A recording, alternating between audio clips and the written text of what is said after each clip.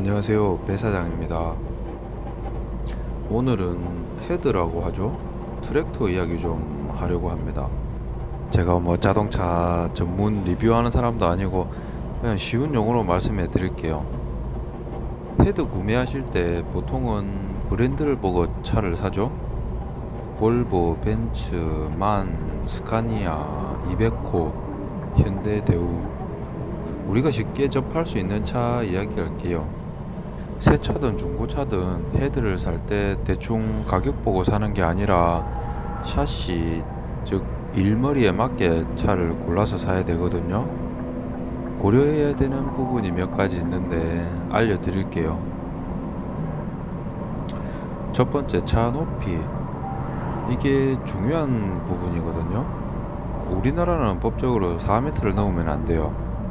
그 헤드 부분 캡 또는 탑이라고 하는데 그 캡이 낮은 거, 중간 거, 높은 거 이렇게 세 가지가 있어요. 낮은 거 빼고 중간 탑은 지상고가 대략 한 3m 60 정도 돼요.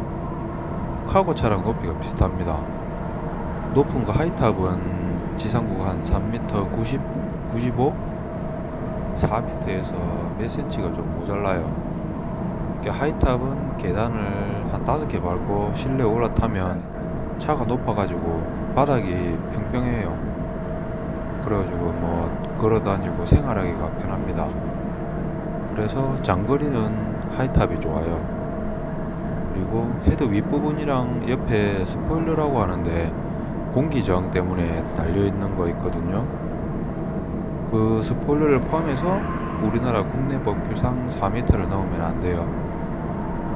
그리고 컨테이너 차들은 스포일러가 있으면 연비에 좋아요.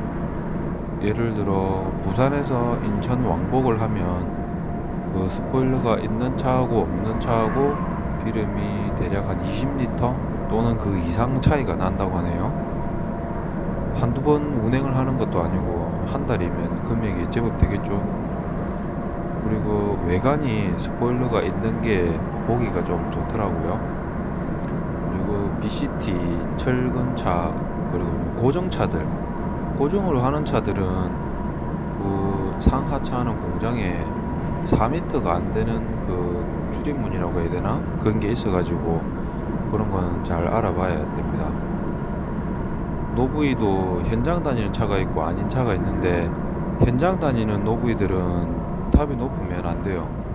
장비 싣고 다니는 노브이가 가는 길은 큰 차들이 처음 들어가는 길도 있거든요. 그러니까 큰 차들이 안 다녔던 길이라 이게 양쪽에 나뭇가지 같은 게 막 이렇게 기울어져 가지고 나뭇가지가 굵어요. 평소에 이렇게 큰 차들이 지나가면서 나뭇가지를 자꾸 치대고 이러면은 좀 없고 그런데 그런 나뭇가지는 얇은 나뭇가지가 아니고 톱질을 해야 될 정도로 두꺼운 나무들이거든요. 그런 나무가 있는데 무시하고 그냥 지나가면 차 엉망됩니다. 그리고 굴다리, 시골길이나 국도길 이런 곳은 3m 60, 뭐 3m 70, 막 이렇게 4m가 안 되는 굴다리들이 있어가지고 탑이 낮아야 됩니다. 포크레인이나 장비 싣고 가다가 그런 낮은 굴다리 나오면 장비를 차에서 내려야 돼요. 그리고 차를 저기 앞으로 빼놓고 장비는 이제 걸어가가지고 그 다음에 노브에 다시 실어야 됩니다. 그래서 노브를 하려면 우회 도로 같은 길도 많이 알아야 되고 좀 많이 알아야 됩니다. 예전 제 경험으로 저기 강원도 태백인가? 정선 쪽인데 돌아가는 길이 없는 외길이었거든요. 물론 돌아갈 수는 있죠. 근데 거리가 뭐 한 100km 이상 더 늘어나겠죠. 외길인데 높이가 그때 3m 80이었나? 그때 제가 볼보 낮은 탑이었거든요. 그래서 그냥 지나갔는데 거기 하이탑은 못 지나갑니다. 이게 서스를 다 내려도 못 지나가요. 현장 안 다니고 일반짐 하는 노부이들은 탑이 높은 뭐 하이탑을 타도 상관은 없는데 뭐 장비카 이런 노부이들은 탑이 낮아야 됩니다. 두 번째, 헤드 공차 중량. 탑이 낮은 차는 가볍고 탑이 높은 차는 무거워요. 어찌 보면 당연한 거죠. 쇳덩어리가 더 들어갔으니까 무겁겠죠. 만차 같은 경우는 탑 윗부분이 그 FRP로 되어 있는데 그래도 낮은 차보다는 무겁겠죠. 톤당 운임받는 일거리 같은 경우에는 공차 중량이 중요합니다. 그래서 공차 중량 때문에 투축이나 싱글 3축 그리고 알루미늄 샤시로 그 부족한 공차를 그걸로 대체하죠. 세 번째, 원대우, 투대우. 이게 구동축 이야기인데요. 중량짐이나 노브이가 아닌 이상 일반적으로 원대우를 구매하죠. 볼보 텐덤은 뭐 아직 나오나 모르겠습니다.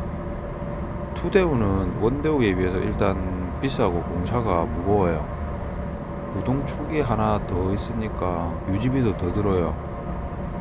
보통 투대우 하면 이게 고마력하고 세트로 가거든요. 중량물 하는 차들은 포축 평판 또는 3축 노브이 줄줄이 포함. 이게 줄줄이가 뭐냐면 릴릴이라고 하는데 옆에서 이렇게 볼 때 한 축에 보통 타이어가 4개 있잖아요. 왼쪽에 2개 오른쪽에 2개. 근데 그거는 줄줄이는 안쪽에 4개가 더 들어가요. 그러니까 한 축에 타이어가 8개가 들어가는 겁니다. 중량물 하는 차들 당연히 비싸겠죠. 투대우를 선택할 정도면 뭐 어느 정도 아니까 뭐 이런 제 영상을 안 보겠죠. 그리고 망짝이라고 떡판 커플러 그것도 십자 망짝으로 바꿔줘야 돼요. 일반 망짝은 앞 뒤로만 이렇게 움직이는데 십자는 좌우로도 움직이거든요. 이게 노브이들은 적재함이 낮아가지고 무게 중심도 아래쪽이라서 괜찮은데 평판이나 컨테이너 차들은 이게 십자 망짝을 차면 위험해요.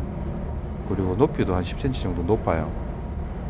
내가 중고차를 샀는데 십자 망짝이다 그러면 일무리에 맞게 다시 일반 망짝으로 교환을 해야 됩니다.